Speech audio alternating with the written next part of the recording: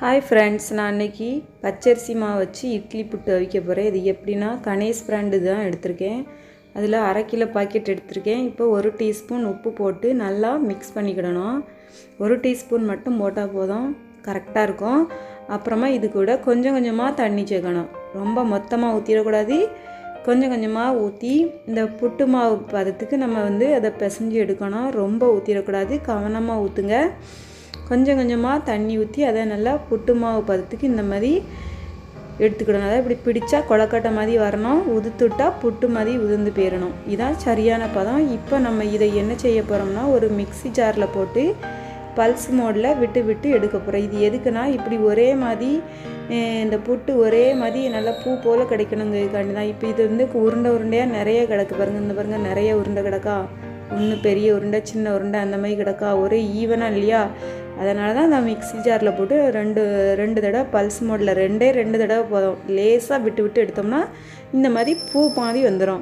நமக்கு பார்க்கறதுக்கும் அழகாக இருக்கும், சாப்பிட்றதுக்கும் ரொம்ப ஆசையாக இருக்கும். இந்த மாதிரி நம்ம எடுத்த 1/2 கிலோ மாவையும் பல்ஸ் மோடில் வச்சு நம்ம இதை ரெடி பண்ணி எடுத்துக்கிடணும். எடுத்துட்டு நம்ம அதை இப்போ இட்லி தட்டில் வச்சு அவிக்க போகிறோம். சரியா? இப்போ எல்லாத்தையும் நான் எடுத்துட்டேன். பாருங்கள், எல்லாம் ஒரே மாதிரி ஈவனாக இருக்கா? இப்போது ஒரு சைடு அடுப்பில் இட்லி கொப்பரையை வச்சு தண்ணி கொதிக்க வச்சுருக்கேன். இப்போ நம்ம துணி போட்டு இந்த மாவு எல்லாத்தையும் இந்த தட்டில் வச்சு நம்ம அவிக்கணும். அவ்வளோதாங்க. இப்போ நான் ஃபஸ்ட்டு அடித்தட்டில் இந்த மாவை இப்படி பரப்பி வச்சுக்கிட்டேன். நான் அதை 2 தடவையாக வச்சுருக்கேன். ஒரே தடவையில் வைக்க முடியாது. இதை ஃபஸ்ட்டு இந்த அடித்தட்டில் வச்சுட்டு அதுக்கு மேலே ஒரு துணி போட்டோம்னா மேலே தட்டிலேருந்து இந்த வடித ஆவி தண்ணி இது மேலே படாது. அதனால் அடித்தட்டுக்கு மட்டும் நான் ஒரு துணி போட்டுருவேன். இப்போ 2வது தட்டு, மேல் தட்டு எடுத்துக்கிட்டேன். இந்த மேல் தட்டுலேயும் அதே மாதிரி இந்த மாவை அப்படி ஈவனாக பரப்பி விடணும். ரொம்ப குத்தாக அள்ளி போட்டுறக்கூடாது, மாவு வேவாது. அதனால் ஒரு ஈவனாக ஒரு போல் வச்சு விட்டுறணும். இன்னொரு தடவை நம்ம வச்சுக்கலாம். சரிங்களா? இப்போது நம்ம என்ன செய்யணும், இந்த 2ஐயும் வச்சாச்சு. இப்போ நான் அதை இட்லி கொப்பரையில் வைக்க போகிறேன். ஃபஸ்ட்டு அடித்தட்டை வச்சுட்டு அதுக்கு மேலே ஒரு துணி போட்டிருக்கேங்க. இப்போ அதை நான் உங்களுக்கு காமிக்கல, நான் ஒரு துணி போட்டிருக்கேன். இப்போது மேல் தட்டையே வச்சாச்சு. வச்சுட்டு இதை மூடி போட்டு நம்ம ஒரு 10லேருந்து 15 நிமிஷம் மீடியம் ஹீட்டில் வச்சு நம்ம இதை வேக வைக்கணும். வேக வச்சுட்டு பார்ப்போமா அது எப்படி இருக்குன்னுங்க. பாருங்கள், சூப்பராக வந்திருக்கு. இட்லி மாதிரியே வந்திருக்கு.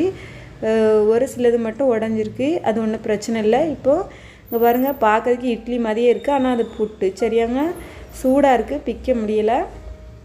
இந்த மாதிரி பழம் கூட வச்சு சாப்பிடுங்க. இல்லை இப்படி வேண்டாம், எங்களுக்கு உதிரி புட்டாக வேணும்னாலும் நம்ம உதிரி புட்டாவும் இதை நம்ம ரெடி பண்ணி எடுத்துக்கலாம். இப்போ 2வது நான் ஒரு கிண்ணத்தை வச்சு அதை ஒரு ஷேப்பாக நான் புட்டு ரெடி பண்ண போகிறேன். அது எப்படின்னா, ஃபஸ்ட்டு ஒரு கிண்ணம் எடுத்துக்கிடணும். இந்த கிண்ணத்தில் நம்ம இப்போ அவிச்சு வச்சு அந்த புட்டெல்லாம் உதுத்து போட்டு நம்ம ஒரு ஷேப் ரெடி பண்ண போகிறோம். அது எப்படின்னா, ஒரு கிண்ணத்தை எடுத்துக்கிடுங்க. அதில் ஃபஸ்ட்டு கொஞ்சமாக தேங்காய் துருவல் போடணும்.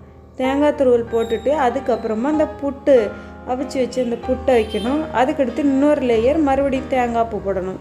தேங்காய் பூ போட்டு மறுபடியும் ஒரு தடவை இந்த மாதிரி புட்டை வச்சு நல்லா அமுக்கி, கையை வச்சு ரொம்ப அமுக்கக்கூடாது, லைட்டாக அமுக்கிட்டு இதை இப்போ நம்ம அப்படியே கவுத்தி வைக்க போகிறோம்.